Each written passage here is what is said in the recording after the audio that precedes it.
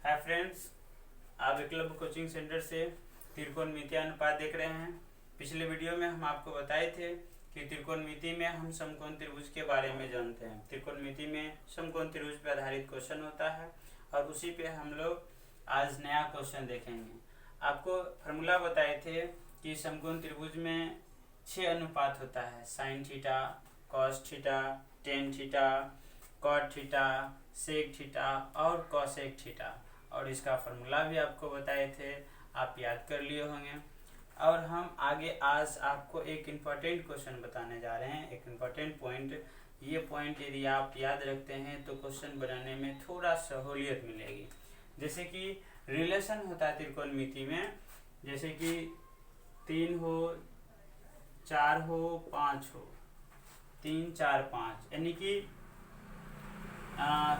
समकोण त्रिभुज में पाइथागोरस एक फॉर्मूला बताए थे। उसमें आपको बताए थे कि एच स्क्वायर बराबर होता है P square plus B square. इसका मतलब ये तीनों रिलेशन होता है, एच, पी और बी, ये तीनों में क्या होता है, एक खास रिलेशन होता है।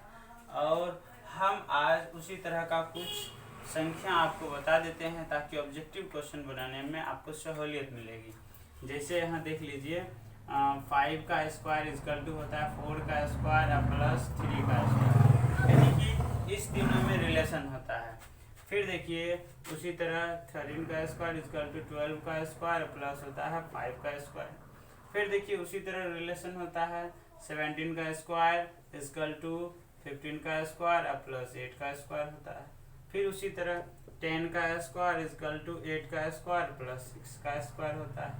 फिर होता है 26 का स्क्वायर इक्वल टू 24 का स्क्वायर प्लस 10 का स्क्वायर होता है।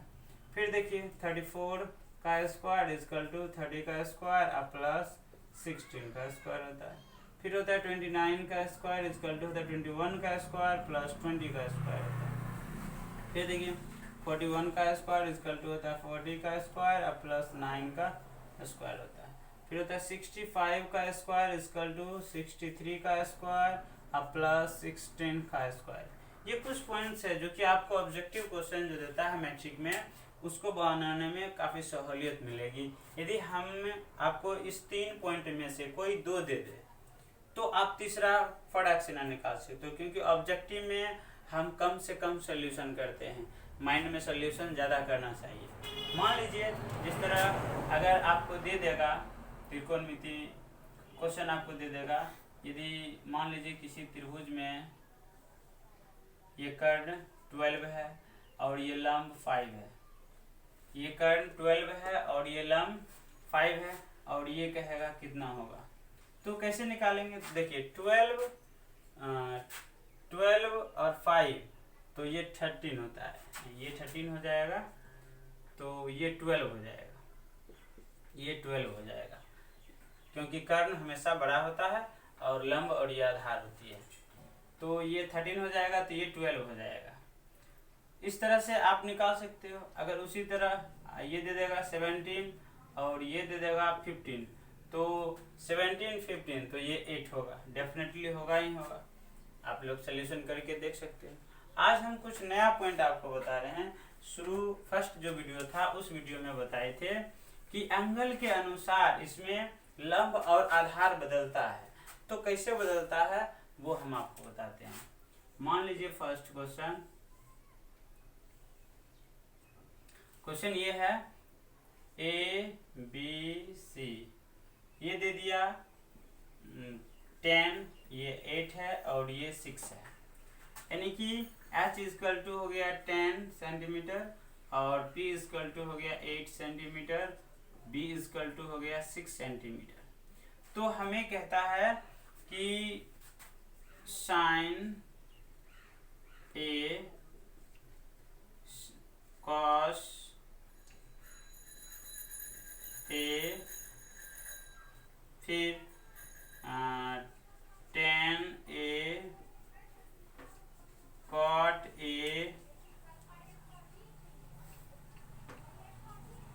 सेक A कॉसेक A, इसका मान निकालने के लिए कहता है। तो हम सबसे पहले ये देखेंगे कि ये किस कोण की चर्चा कर रहा है। यहाँ ए है, एंगल ए है, यानी कि ए की चर्चा कर रहा है। जिस कोण के बारे में पूछता है, जिस कोण के बारे में पूछता है, आपको बताए थे फर्स्ट वीडियो में, उसी के सामने वाली भुजा पी होता है। ये आपने लिखा सही है, ये गलत नहीं है, लेकिन इस क्वेश्चन के अनुसार आपको एक पॉइंट और लिखना पड़ेगा।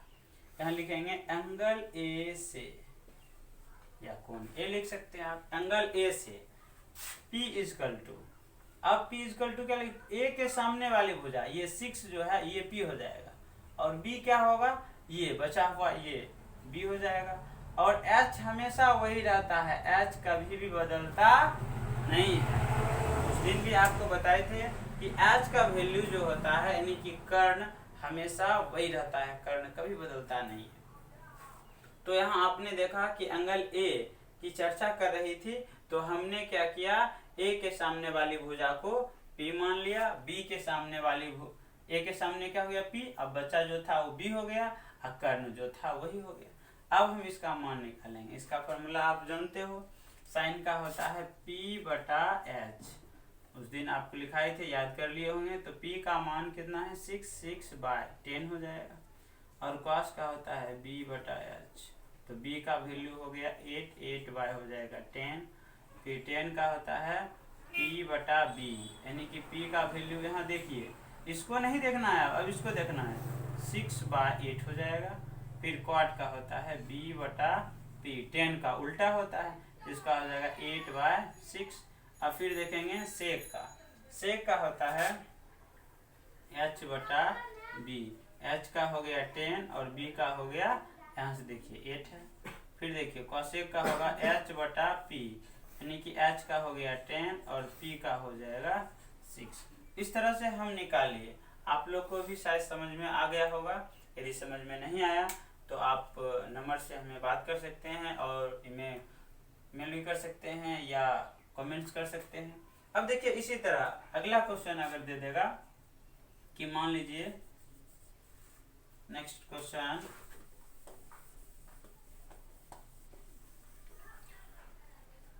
अब कहेगा एंगल सी, या इसको मान लेगा थीटा, ऐसा क्वेश्चन रहेगा।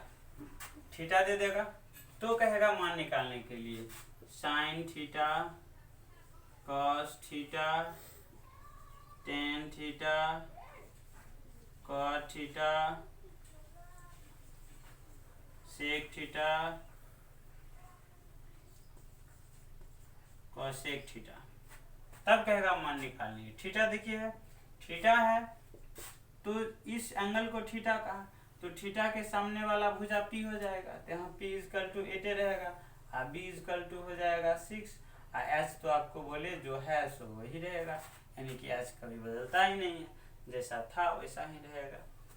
अब देखिए यहाँ हो जाएगा आपको साइन का फिर P बटा H, यानी कि P का वैल्यू हो गया 8 और H का वैल्यू हो जाएगा 10, यानी कि 8/10 हो जाएगा। कॉस का होता है B बटा H, और 10 का होता है P बटा B, और कॉट का होता है B बटा P। उसके बाद सेक का होता है H बटा B, और कॉसेक का होता है H बटा P। अब मान रख दे देंगे। P का देखिए B का कितना हो जाएगा 6/10, इसका हो जाएगा 8/6, और इसका हो जाएगा 6/8, और इसका हो जाएगा 10/6, क्योंकि B का मान अब यहाँ 6 है। फिर H का हो जाएगा 10/P, P का हो जाएगा 8।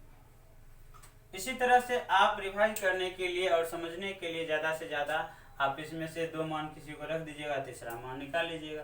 अगर ऐसे आप रिवाइज करते हैं और इसको याद कर लेते हैं तो आपको बहुत सहूलियत मिलेगी, और ऑब्जेक्टिव क्वेश्चन बनाने में काफ़ी सुविधा मिलेगी। 65, 63, 16, 41, 40, 9, 29, 21, 20, 34, 30, 16, 26, 24, 10, 10, 8, 6 और 17, 15, 8, 13, 12, 5, 5, 4, 3, ये आप लोग को याद कर लेना चाहिए, काफ़ी फायदा। अब हम देखिए इससे थोड़ा हार्ड क्वेश्चन। आप लोग सोचते होंगे कि अपना मन से सर क्वेश्चन बताते हैं, किताब से क्वेश्चन तो बताते ही नहीं। तो हम ये सारा क्वेश्चन पहले हम जितने भी क्वेश्चन टाइप होता है किताब में वो सब आपको बता देंगे, फिर से जाकर हम आपको एक एक एक्सरसाइज एनसीईआरटी बुक का पढ़ाएंगे, यानी कि त्रिकोणमिति का जितने भी एनसीईआरटी में क्वेश्चन है वो सारा भी डील आपको करेंगे। तो सबसे पहले आप ये देखिए, उसके बाद हम एक्सरसाइज पे जाएंगे। तो आपने ये क्वेश्चन देख लिया, इसी तरह का आप बना सकते हैं। और मान लीजिए एक क्वेश्चन आपको किताब से अब देते हैं,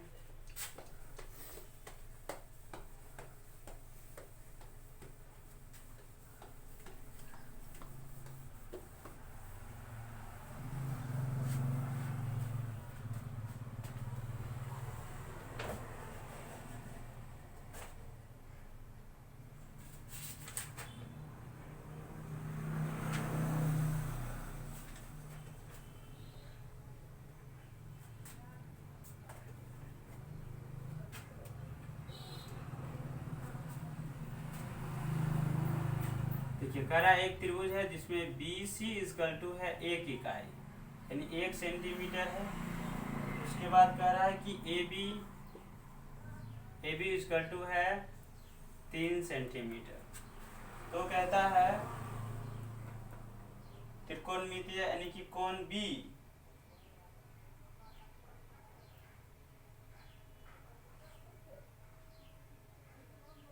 और कह रहा है कि एंगल C 90 डिग्री है, एंगल C 90 डिग्री है। तो कहता है कि एंगल B के सभी त्रिकोणमितीय अनुपात ज्ञात करें। क्वेश्चन है कि BC इक्वल टू 1 सेंटीमीटर हो, AB इक्वल टू 3 सेंटीमीटर हो, एंगल C 90 डिग्री हो, तब कोण B के सभी त्रिकोणमितीय अनुपात ज्ञात करना है। तो देखिए त्रिभुज जो हमेशा होता है वो 3 भुजा का होता है, जिसमें 3 शीर्ष होती है ABC। लेकिन यहाँ कुछ और कह दिया, एंगल C कह दिया। अक्सर हम लोग क्या देखते हैं, सिंपल ऐसे त्रिभुज बनाते हैं, इसको ABC लिख देते हैं। लेकिन यहाँ उल्टा है, इसी को कह रहा है C, यानी कि जो 90 डिग्री का भुजा है उसी को क्या कर रहा है C। तो आप इसको A मान लीजिए और इसको B मान लीजिए, नो प्रॉब्लम। ये 90 डिग्री क्या कर रहा है C, तो ये C हो गया आपका 90 डिग्री। तो बाकी जो शीर्ष बचा उसमें से एक को आप A मान लीजिए, दूसरा को B मान लीजिए, या आप इसी को A मान सकते हैं, इसी को B मान सकते हैं, इसमें कोई परेशानी नहीं है। अब क्या कर रहा है BC, देखिए B और C ये हो गया 1, फिर कह रहा है AB, A और B ये हो गया 3। अब देखिए त्रिकोणमितीय अनुपात, सभी त्रिकोणमितीय यानी कि 6 निकालने के लिए हमें 3 चीज चाहिए। एक H चाहिए यानी कि कर्व, दूसरा P चाहिए यानी लंब, तीसरा B चाहिए यानी आधार। इसमें 2 चीज दिया हुआ है, एक तो निकालना पड़ेगा, ये निकालेंगे। तो ये कैसे निकालेंगे, तो क्या कर रहा है, कोण B कह रहा है, कोण B, तो यहाँ लिख देंगे एंगल B से, एंगल B से, एंगल B का अभी नहीं, ये नहीं लिखना है। सबसे पहले इसका मान निकाल लीजिए तब एंगल B से चलिएगा। यहाँ लिखेंगे त्रिभुज ACB से, त्रिभुज ACB। देखिए जो कोण 90 डिग्री होता है उसको हम बीच में लिखते हैं, क्योंकि समकोण त्रिभुज है, इसीलिए त्रिभुज ACB लिखेंगे। अगर आप ABC लिखते हैं तो गलत नहीं है नाम, लेकिन ये तरीका जो लिखने का होगा आपका वो गलत होगा, और ये तरीका सही है। तो आप इस त्रिभुज को ऐसे लिखिएगा। इस त्रिभुज में H बराबर है 3 सेंटीमीटर, क्योंकि इसको कर्ण कहते हैं। इसको आधार कर दीजिए B यानी कि 1 सेंटीमीटर है। तो हमें निकालना है क्या, लंब यानी कि परपेंडिकुलर, ये कितना होगा। तो P इक्वल टू फॉर्मूला होता है, आप याद कर लीजिएगा, H स्क्वायर माइनस होता है B स्क्वायर। तो हम यहाँ से मान निकालेंगे, H का मतलब कितना हो गया, 3 का स्क्वायर, और माइनस B का मतलब 1 का स्क्वायर हो गया। तो 3 का स्क्वायर तो 9 होता ही है, और 1 का स्क्वायर 1 होता है। अब क्या करेंगे, घटाएंगे, कितना बचेगा 8 का मतलब होता है 2 इंटू 2 इंटू 2, यानी कि जब 8 का आप फैक्टर निकालते हैं तो इसमें 2 हो जाएगा। अब इस 2 के बदला 1 2 बाहर निकल जाएगा, यानी कि 2 इंटू हो जाएगा 2, यानी कि 2√2। किसका ये वैल्यू हुआ, ये आपका P निकल गया। यहाँ से P का वैल्यू आप यहाँ लिख सकते हैं। तो p इक्वल टू हो गया 2√2, ये p का वैल्यू हो गया। अब क्या हो गया, p का जब वैल्यू हो गया तो हम क्या करेंगे, अब कोण इसका मान हो गया 2√2। अब कोण चलेंगे b से, लिखेंगे एंगल b से, एंगल b से। क्यों? क्योंकि कह रहा है कोण b के सभी त्रिकोणमितीय अनुपात ज्ञात करें, इसीलिए कोण हम b से चलेंगे। अब b के सामने वाला p हो जाएगा, तो p इक्वल टू हो जाएगा कितना 2√2। अब b इक्वल टू कितना हो गया 1 सेंटीमीटर, इसको भी सेंटीमीटर, कहीं कहीं यूनिट लिखल रहेगा, कहीं मात्रक लिखल रहेगा, नो प्रॉब्लम। तो h इक्वल टू हो गया 3 सेंटीमीटर। इसमें देखिए जो इसमें था वही इसमें आया, इसमें उतना प्रॉब्लम नहीं हुआ। तो आप लोग सीख ही गए होंगे कि जिस कोण की चर्चा करेगा उसके सामने वाली भुजा को हम p कहेंगे, अब बाकी जो भुजा बचेगा उसको b कहेंगे। और कर्ण बदलता नहीं, यानी कि जो सबसे बड़का भुजा होता है उसे हम क्या कहते हैं, कर्ण कहते हैं, तो वो कभी बदलता नहीं है। तो ऐसे आप लोग होशियार हैं, तुरंत समझ जाते हैं। तो देखिए अब मुझे क्या चाहिए, त्रिकोणमितीय यानी कि अनुपात, यहाँ लिखेंगे साइन b। क्यों b लिखे, क्योंकि कहता है एंगल b के सभी त्रिकोणमितीय, इसीलिए आप लिखेंगे साइन b। इससे पहला क्वेश्चन में देखे थे आप, इससे पहले बताए थे पिछले क्वेश्चन में कि साइन a था, कॉस a था, टेन a था, कॉट a था, सेक a था, कॉसेक a था। लेकिन अब क्या लिखेंगे, साइन b लिखेंगे, sine b, cos b, tan b, उसके बाद कॉट b, सेक b और कॉसेक b। साइन का फॉर्मूला आता है p/h। p का मतलब हो गया 2√2 और h का मतलब हो गया 3, और cos का होता है b/h। b का मतलब हो गया 1 और h का मतलब हो गया 3, और 10 का होता है p/b, यानी कि p का वैल्यू हो गया आपका 2√2 और b का वैल्यू कितना हो गया 1। यदि आप इसको काटते हैं तो हो जाएगा 2√2, नो प्रॉब्लम। अब क्वाड का होता है b/p, तो b का 1 होता है, इसका हो गया 2√2। आप ये आंसर भी ले सकते हो, या इसका हर का परमयीकरण होता है, आप हर का परमयीकरण दे सकते हो। देखिए यहाँ है कॉट b, यानी कि कॉट b बराबर होता है b/p, यानी 1/2√2 हो गया। उसी तरह सेक b है, सेक b का होता है h/b, h/b। h का मतलब क्या हो गया 3, और b का मतलब तो 1 होता ही है, इसको आप काट के बराबर 3 लिख सकते हो। और कॉसेक का होता है h/p, यानी कि हो गया 3/2√2। इस तरह से हमने क्या देखा, त्रिभुज यानी कि एंगल b के सभी त्रिकोणमितीय अनुपात निकाल दिए। बस वही तरीका है, आपने अभी जितने भी क्वेश्चन देखे इसी टाइप का हमने आपको क्वेश्चन बताया। अब क्वेश्चन हम बताएंगे कुछ, अब इसी तरह का क्वेश्चन आप बनाइएगा। फर्स्ट एक्सरसाइज का लगभग क्वेश्चन आपसे बनेगा, इसमें कुछ भी प्रॉब्लम होगा तो आप हमसे पूछ सकते हैं कमेंट्स करके, या फ़ोन नंबर में बात कर सकते हैं, फ़ोन नंबर से। और भी नया नया क्वेश्चन जो भी होगा हम बताएंगे। उसके बाद एक्सरसाइज शुरू करेंगे, तो बताएंगे ही बताएंगे ऑल क्वेश्चन एनसीईआरटी का। तो आप इस वीडियो को अगर अच्छा लग रहा है, देख रहे हैं, तो सब्सक्राइब कीजिए और शेयर कीजिए। अब देखिए नेक्स्ट क्वेश्चन बताते हैं।